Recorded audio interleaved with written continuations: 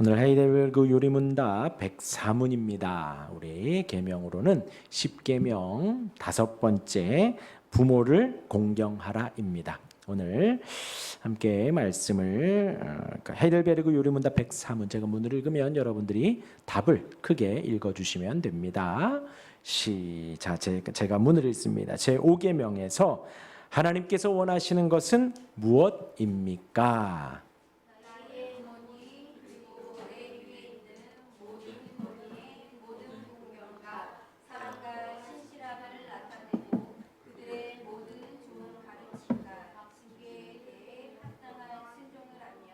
또한 그들의 약점과 부족에 대해서는 인내해야 합니다.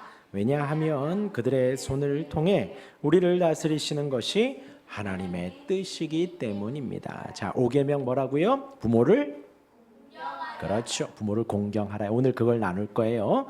근데 이제 오늘 답에 뭐라고 하냐면 부모님도 마찬가지고 또 내 위에 있는 모든 권위. 자, 내 위에 있는 권위가 누굴까? 하민아, 너의 위에 있는 사람이 누구지? 엄마 아빠 말고. 그렇지. 하준아, 너의 위에 있는 사람이 누구지? 그렇죠. 그리고 학원에 가면 그렇지. 학원 선생님. 학교에 가면 학교 선생님. 그 모든 권위에 있어서 공경은 마음으로 이렇게 높이는 거예요. 마음으로 높이는 공경이 있고 또 사랑이 있고 그리고 신실함이 있어요. 마음에 진실한 믿음과 성실함을 가지고 그 모든 것을 나타내는 거예요. 내 위에 있는 사람들에게. 그리고 모든 좋은 가르침과 그 형이기 때문에 또 선생님이기 때문에 부모이기 때문에 우리에게 좋은 것을 가르쳐 주시지요. 그 모든 좋은 가르쳐 주신 것을 우리가 배워요. 그리고 또 혼나기도 합니다. 징계에 대해서 합당한 순종을 하는 거예요. 순종. 왜 혼나냐? 순종을 안 하니까 혼나죠. 그렇죠? 징계하고 혼나는 일에 있어서 순종을 합니다. 순종을 하고 또 부모님이라고 형이라고 또 선생님이라고 완벽하지 않지요. 실수가 있고 약점이 있습니다. 그것에 대해서는 우리가 인내하는 거예요. 인내하는 거. 형이 좀 부족하고 부모님이 조금 약점이 있고 실수가 있고 할 때에 우리는 인내하는 것입니다. 왜냐하면 하나님은 그렇게 만드셔서 그렇게 다스리기를 원하시는 거예요. 오늘 이제 그것을 나눌 겁니다. 우리 지난 시간까지 1계명 뭐죠? 하나님 한 분만을 섬겨라. 2계명 우상을 섬기지 말라. 3계명 망령되이 일컫지 말아라. 지난주에 4계명 그건 1계명이고 4계명은 안식일을 기억하여 거룩하게 지켜라. 그래서 1계명하고 4계명을 하나님에 대한 계명 뭐라고요? 첫 번째 하나님 한 분만을 섬겨라. 두 번째 우상을 섬기지 말아라. 망령되이 일컫지 말아라. 안식일을 기억하여 거룩하게 지키라. 이것을 하나님에 대한 계명이라고 하고 하나님을 사랑하라는 거지요. 하나님을 사랑하는 이유는 100만 가지예요. 많아요. 우리가 하나님을 사랑해야 할 이유는요. 하나님을 사랑하고 그리고 이제 오늘부터 부모를 공경하라 부터 10계명까지는 누구를 사랑하라는 걸까요? 이웃을 사랑하라. 그리고 그 첫 번째로 오늘 부모를 공경하라라고 합니다. 10계명에 이제 돌판이 2개가 있는데 하나는 그렇게 하나님에 대한 계명 1, 2, 3, 4계명을 썼고 두 번째 돌판으로 첫 번째로 부모를 공경하라라고 했습니다. 그리고 두 번째 돌판의 첫 번째 말이고 또 예수님도 하나님을 사랑하고 이웃을 사랑해라 라고 말씀하시기도 했습니다. 그러하기 때문에 이제 이 모든 것이 하나님을 사랑하는 것 그리고 이웃을 사랑하라 라는 말씀 안에 다 포함이 됩니다. 그리고 이제 오늘 부모를 공경하라, 이웃을 사랑하라 그렇게 하나로 되어 있는데 하나님에 대한 순종과 함께 이웃에 대한 순종과 사랑이 매우 중요합니다. 순종을 통해서 하나님이 예배를 받으셔요. 어떤 순종이죠? 하나님을 사랑하는 데 순종하고 안식일을 거룩하게 지키며 순종하고 또 이웃을 사랑하고 부모를 공경하며 말씀 앞에 우리가 순종하는 겁니다. 그래서 그 순종이 하나님을 예배하는 거라는 거예요. 그렇죠? 이해가 되지요? 우리가 부모를 공경하는 그 순종이 하나님을 예배하는 것이 됩니다. 또한 하나님을 향한 사랑이 이웃을 향해서 드러나는 거예요. 그렇기 때문에 하나님이 이렇게 다 적어내신 것입니다. 그리고 하나님께서 그의 이름의 찬양과 영광을 위하여 지으시고 이루신 인간 사회가, 하나님 허락하신 이 사회가 서로 사랑하고 섬기면서 보존되게 하셨어요. 어떻게 하겠다고요? 서로 사랑하라고. 하나님 허락하신 이 모든 공동체를 서로 사랑하며 섬기라고 그렇게 하셨습니다. 그러면서 이제 이웃을 위한 계명의 처음으로 부모를 공경하라고 한 이유가 뭐냐 하면 두 가지가 있는데, 하나는 이 계명이 모든 계명들의 기초가 돼요. 부모를 공경하는 것이 나머지 다른 것의 기초가 됩니다. 시작이에요. 말씀드렸죠. 두 번째 돌판에 제일 위에 있어요. 중요하다라는 거예요. 그러니까 이하 6, 7, 8, 9, 10번째 계명에 이 5번째 계명이 기초가 되고 원인이 돼요. 이해가 되셔요? 자, 부모를 공경하라, 살인하지 말라, 간음하지 말라, 도둑질하지 말라, 거짓 증거하지 말라. 이 모든 것의 기초가 되고 원인이 됩니다. 그리고 그 나머지 계명들을 지키는, 순종하게 만드는 띠가 되어져요. 뭐가 된다고요? 띠가 되어져요. 무엇이? 부모를 공경하라 하는 것이 기초가 되고 원인이 되고 띠가 되어집니다. 그리고 우리에게 있어서 우리는 다 굴복해야 되고 순종해야 돼, 복종해야 돼. 그러한 위치에 있는 자들이 10계명의 이 계명을 따르며 순종할 때에 그 마음은요, 누구를 섬기듯이? 주를 섬기듯이, 하나님을 섬기듯이, 하나님의 명령에 내가 순종하듯이 그것을 따르게 되어지는 거예요. 그러니 이 부모를 공경하라라는 이 계명에서 나머지 모든 것이 다 뒤따라오게 됩니다. 그리고 부모를 공경하라, 그리하면 내가 이 땅에서 장수하리라라는 약속 또한 허락하십니다. 그건 이제 맨 마지막에 나누도록 하고요. 오늘 이제 제 5계명에서 이제 중요한 여러 가지를 나눌 때에, 5계명은 하나님께서 하급자들과 상급자들, 그러니까 위에 있는 사람들과 아래에 있는 사람들의 상호 의무를 지정하신 거예요. 서로 간에 어떠한 의무를 해야 하는가 하는 것을 지정하시면서 우리가 살아가는 이 사회의 질서를 부여하신 겁니다. 질서를. 그러니까 먼저는 나이에 따라서, 혹은 직급에 따라서, 혹은 먼저 오고 나중에 온 형, 동생에 따라서 이 사회를 그렇게 이끌어갈 수 있는 직급을, 질서를 보존하기 위해서 이렇게 지정을 하셨어요. 또한 부모라는 용어를 통해서 이제 생물학적인 부모를 넘어서서, 이렇게 부모 자식 간에 있지만 이것을 넘어서서 하나님께서 다른 사람들을 다스리고 보호하도록, 혹은 다른 사람들을 섬기고 순종하도록 이렇게 만들어 갔다라는 거예요. 그러하니 단순히 이렇게 부모 자식, 부모를 공경하라, 우리 눈에 보이는 우리 집에 있는 그 부모뿐만이 아니라 어떤 선생님, 나를 키워주시는 분, 혹은 교사, 또 목회자, 교회의 목회자, 혹은 복음의 사역자, 리더들, 혹은 국가 지도자, 대통령이야, 위정자들, 그 모든 것들을 다 포함하는 겁니다. 부모, 교사, 목회자, 위정자 다 포함. 내가 있는 모든 곳에 나의 상급자, 나의 위에 있는 사람에게 하는 것이다.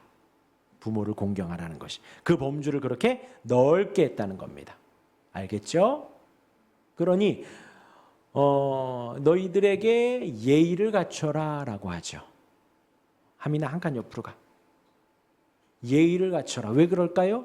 단순히 부모에게 예의를 갖추는 게 아니라 여러분들이 학교에 가서도 선생님에게 예의를 갖추고, 교회 와서도 집사님, 또 교회 학교 선생님에게도 예의를 갖추고, 또 학원에서도 학원 선생님에게도 예의를 갖추는 거예요. 그 모든 나의 위에 있는 분들을 다 부모라는 그 카테고리에, 그 폴더 안에 다 넣는 겁니다. 그리고 여러분들이 군대를 가고 친구를 만나고 선배를 만나고 나보다 앞서간 그 사람들을 다 만날 때에 다 그들을 부모라는 범주에 넣는 거예요. 그러면 먼저 부모가 대표성을 띠는 이유, 그 모든 걸 왜 부모라고 했느냐라는 거죠. 나보다 위에 있는 사람들을 왜 부모라고 했느냐? 부모를 대표성을 띠는 이유 한번 보면요. 첫 번째 읽어볼까요? 시작.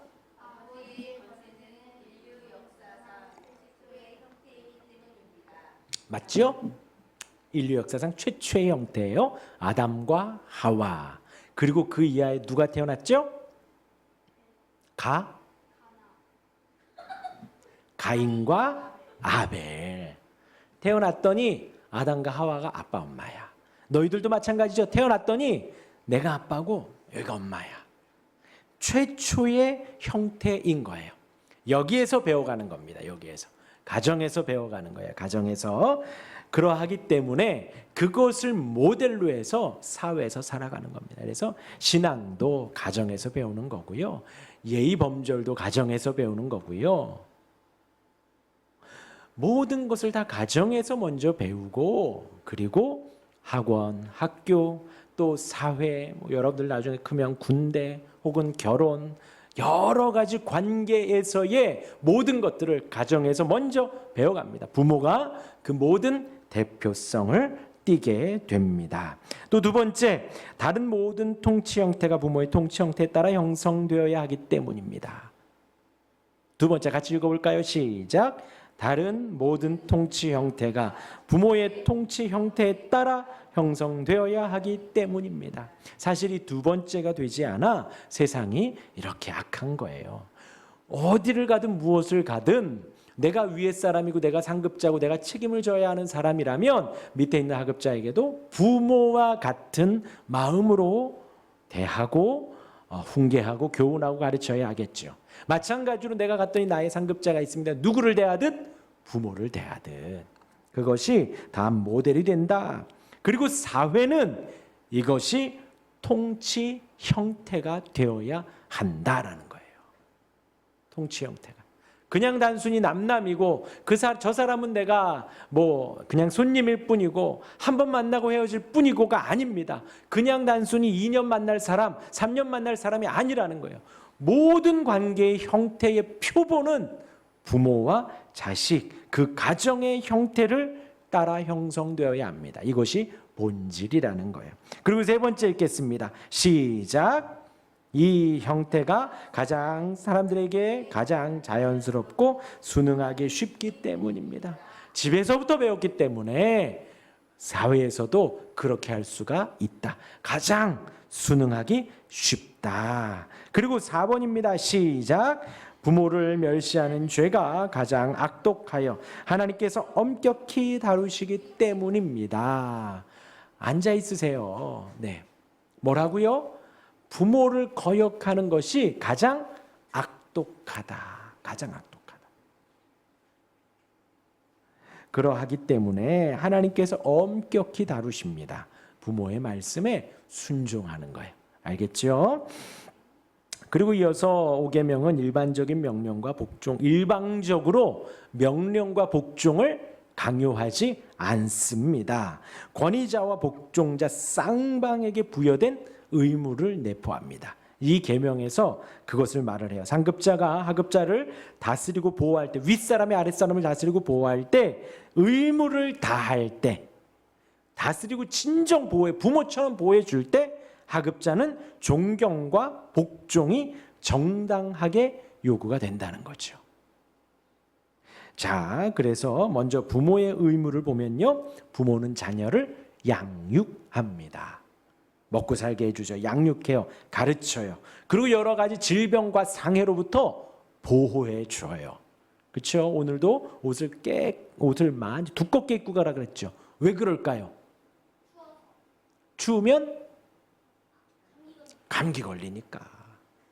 그리고 나갈 때 무조건 조심하라고 합니다. 자조심, 사람 조심, 개 조심, 등등 조심하라고요. 왜요? 상해로부터 조심하라는 거예요. 그렇게 보호합니다. 그리고 교육을 하죠. 여러분들이 학교를 다니고 학원을 다녀요. 또 집에서도 또 교육을 받습니다. 교육을 해요. 교육만 하지 않죠. 훈육도 합니다. 또 가정 규율에 따라 징계도 합니다. 혼나죠. 잘못하면 혼나요. 왜요? 여기에서 배워야 해요. 가정에서. 그러니 가르치기도 하고 훈육도 하고 징계도 하는 거예요. 그것을 배워가는 겁니다. 여기에서 배우고 또 극복하고 이겨내는 모든 것을 가정에서 다 배우는 거예요. 그리고 하지 말아야 할 것이 있어요. 부모가 하지 말아야 할 게 있어요. 뭘 하지 말아야 되냐? 자녀를 방임하면 안 돼요. 방임이 뭐지? 그냥 풀어주는 거, 놔두는 거예요. 핸드폰 밤새도 아무 말 안 하고 둘이 치고받고 싸워도 아무 말 안 하고 TV 하루 종일 봐도 아무 말 안 하고 그게 바로 방임이에요.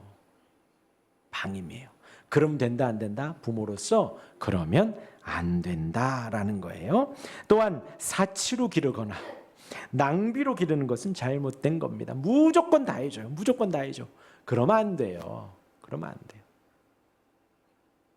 왜냐하면 그런 이제 예들이 많아요. 무조건 다 해줘요. 그러면 곁길로 가요. 아, 다 되는구나 하고 더 이상 노력을 하지 않지요.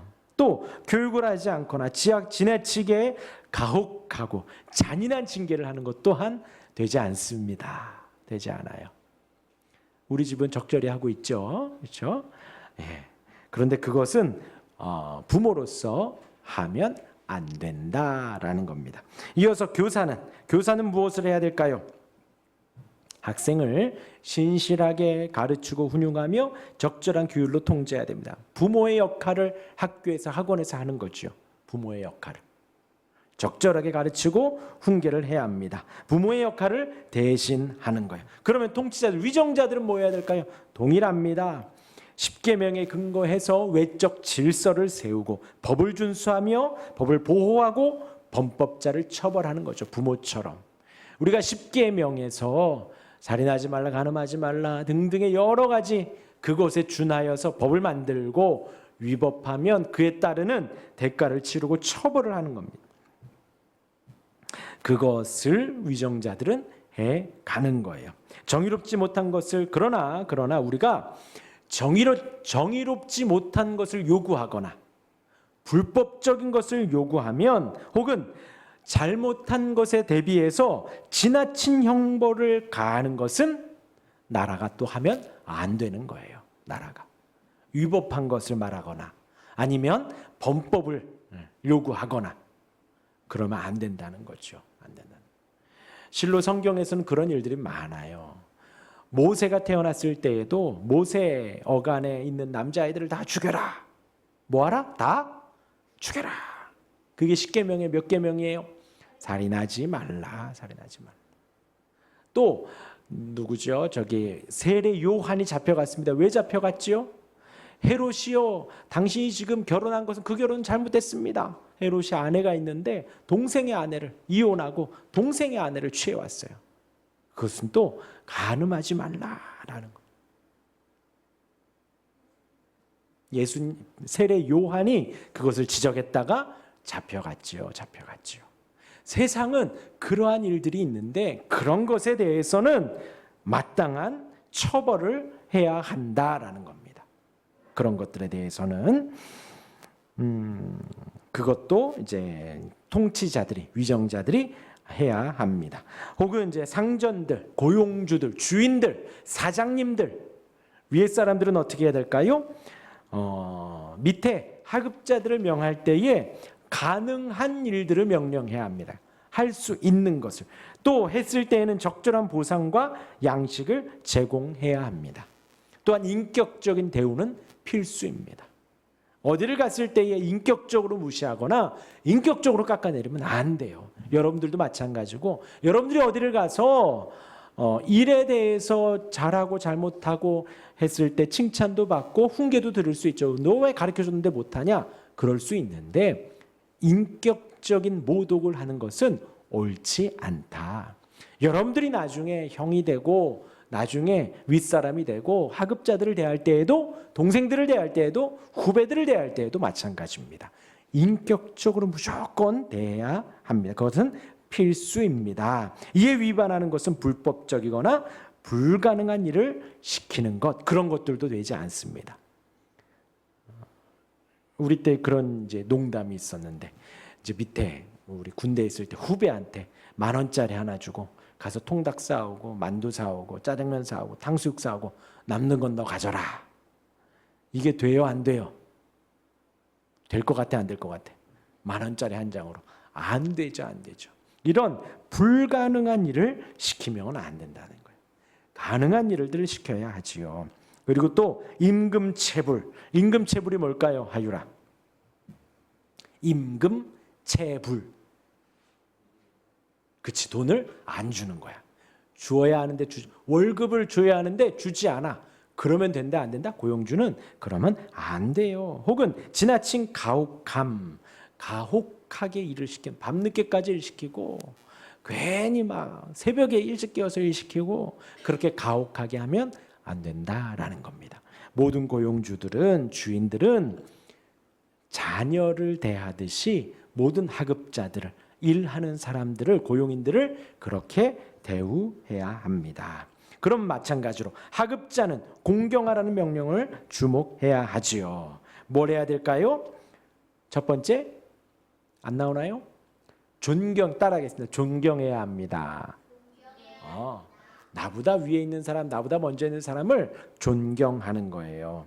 그것이 하나님께서 허락하신 질서입니다. 하나님이 허락하신.